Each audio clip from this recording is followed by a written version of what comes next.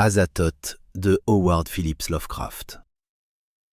Lorsque le monde entra dans son grand âge et que l'émerveillement déserta l'esprit des hommes, lorsque des cités grises dressèrent sous des ciels enfumés leurs hautes tours sinistres et laides, dans l'ombre desquelles nul ne pouvait plus rêver au soleil ni aux prairies fleuries du printemps, lorsque le savoir dépouilla la terre de son manteau de beauté et que les poètes ne chantèrent plus que des spectres difformes contemplés par des yeux troubles tournés vers l'intérieur, lorsque tout cela fut advenu et que les espoirs de l'enfance se furent éteints à jamais, un homme s'aventura hors de la vie, en quête des espaces où s'étaient réfugiés les rêves du monde. On sait peu de choses du nom et de la demeure de cet homme, car il n'appartenait qu'au monde de l'éveil. On raconte seulement que l'un comme l'autre était obscur. Il suffit de savoir qu'il vivait dans une cité aux hautes murailles, où régnait un crépuscule stérile, et qu'il peinait chaque jour au milieu des ombres et du tumulte. Le soir, il regagnait une chambre dont l'unique fenêtre ne donnait ni sur des champs ni sur des bosquets, mais sur une cour obscure, où d'autres fenêtres fixaient le vide avec un morne désespoir. De cette ouverture, on ne voyait que des murs et des vitres, sauf lorsque, penché très loin au dehors, on levait les yeux vers les petites étoiles qui passaient là-haut.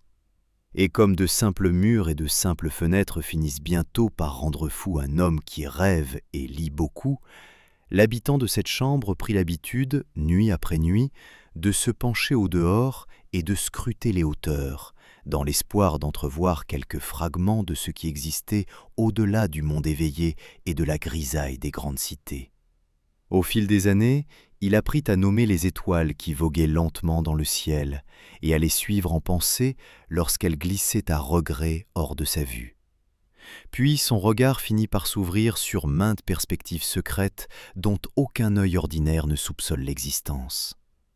Une nuit enfin, un gouffre immense fut franchi.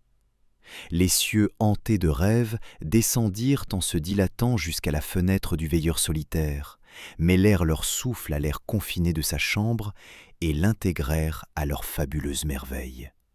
Alors pénétrèrent dans la pièce de sauvages courants de minuit violet, étincelant d'une poussière d'or. Des tourbillons de poussière et de feu venus en spirale des confins ultimes de l'espace et chargés de parfums issus d'au-delà des mondes. Des océans opiacés s'y déversèrent, éclairés par des soleils qu'aucun œil ne pourra jamais contempler, et dans leurs tourbillons nageaient d'étranges dauphins et des nymphes marines venues de profondeurs oubliées.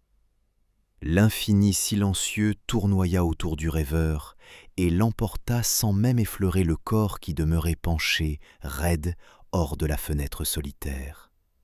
Durant des jours qu'aucun calendrier humain n'a jamais comptés, les marées de sphères lointaines le portèrent doucement jusqu'aux rêves auxquels il aspirait, ces rêves que les hommes ont perdus. Et lorsque se furent écoulés bien des cycles, elles le déposèrent avec tendresse, endormi, sur une grève baignée par une aube verte. Une grève verte embaumée de fleurs de lotus et constellée de camalotes rouges.